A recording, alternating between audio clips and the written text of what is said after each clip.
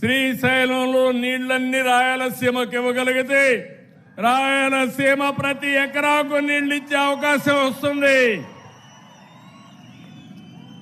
అందుకే ఈరోజు దీని మీద కాన్సన్ట్రేట్ చేస్తున్నాం.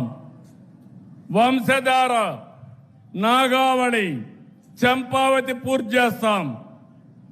మీరు గుర్తుపెట్టుకోండి, నా జీవితాశయం శ్రీకాకుళం నీళ్లు ఎక్కువ వర్షం పడితే ఆ నీళ్లు అనంతపురికి రావాలి. అది ఎట్లా వస్తుందంటే అక్కడి నుంచి నేరుగా గోదావరికి వస్తుంది, గోదావరి నుంచి కృష్ణాకు వస్తుంది, కృష్ణా నుంచి నల్లమల సాగర్కు వస్తుంది. అన్ని అనుకూలిస్తే శ్రీశైలానికి కూడా లిఫ్ట్ చేయొచ్చు, లేకుంటే బనక చెర్లకు తేవచ్చు.